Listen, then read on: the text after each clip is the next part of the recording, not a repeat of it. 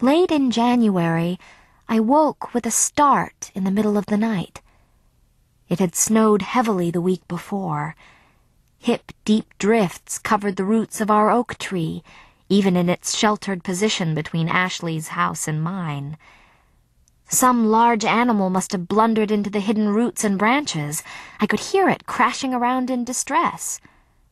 Pulling the quilt around my shoulders, I opened the window to look. Snow was falling heavily, obscuring my view, but I could see that it was no deer down there. "Ashley? Is that you?" I called softly. The figure looked up. "Julia?" it said. "Who's that?" "It's me, Grandison. I didn't mean to wake you." "Grandison? What are you doing down there?" I got locked out. I thought if you were awake." His teeth were chattering so hard he could barely talk. "You're frozen. You'd better come up here. Do you think you can climb up? It's pretty icy. Should I come down and let you in the door?" "No, don't. I've got it." He swung himself up from branch to branch with surprising grace. Clumps of snow fell around him and sank into the drift below. I gave him a hand in, and we shut the window quickly. His gloves, his sleeves were icy wet.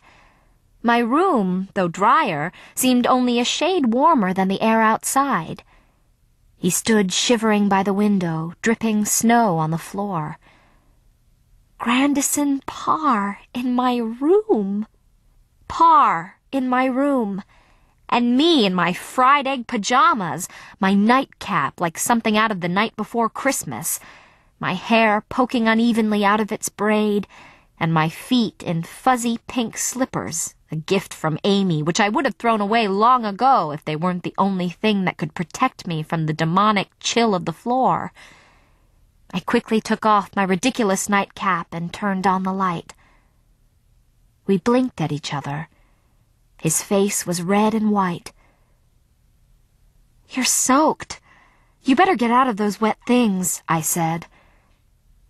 I took his coat, hat, and scarf to drip in the storeroom next door. I put his boots up on the drying rack, which was built for apples, and brought him a towel. "I'm sorry to barge in," began Parr.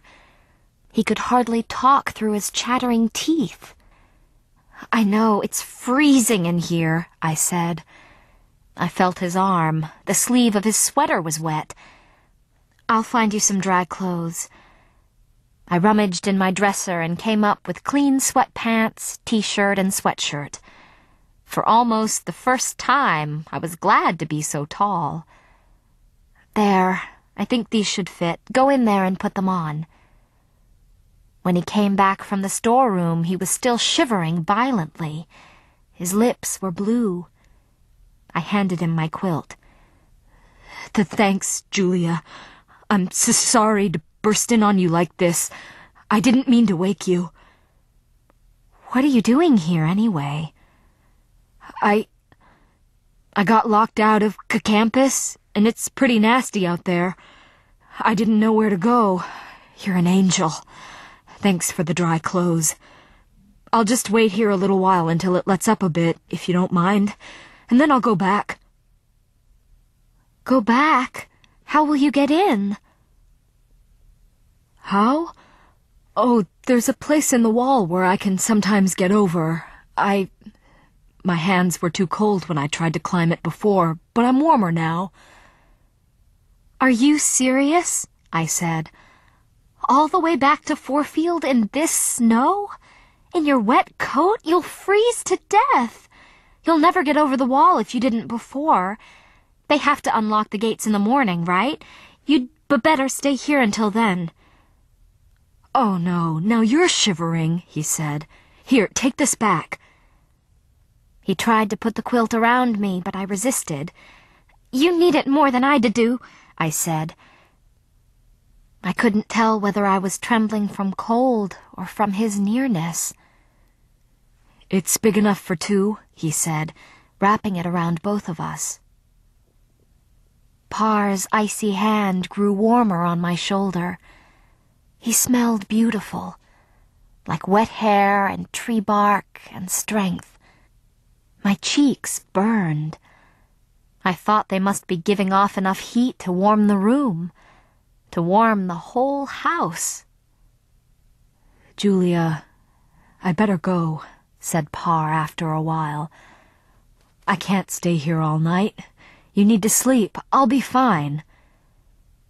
The insane gallantry! No, you will not be fine. You'll get frostbite. You're staying here till morning. You can take my bed and I'll sleep downstairs on the couch. "If anyone's sleeping on a couch, it's me." You can't. My mother will freak if she sees you. "Won't she wonder why you're sleeping on the couch, then?" I considered this. If Mom caught me sleeping downstairs, she'd die of guilt for keeping the thermostat so low. She'd insist on turning it up for the rest of the winter, which we couldn't afford. But with my room so cold, I didn't have enough blankets for two. "See, it won't work. Where did you put my boots?" he said. "I'm not giving them back. You're not going anywhere. We can both sleep here, in my bed." "Oh, no," Par protested. "I couldn't do that." "Don't worry. You'll be perfectly safe. I'll keep my hands to myself," I said. He opened his mouth, then closed it again. Silently, he helped me remake the bed, tucking the quilt in well. I got in. He turned out the light and got in after me, scrunching himself up as far away as possible, which wasn't very far. Our shoulders touched. "Are you comfortable? Have I left you enough room?" he asked. "I'm fine." "You're still shivering. Are you warm enough?" "Yes, I'm fine. I know it's cold in here, but I'm used to it. What about you? Are you warm enough?" Not that there was anything I could do if he wasn't. Hold him in my arms, maybe. I shivered and turned toward the wall, leaving his shoulder behind. Toasty. Embarrassed, but toasty. "Good night, Julia. And thank you."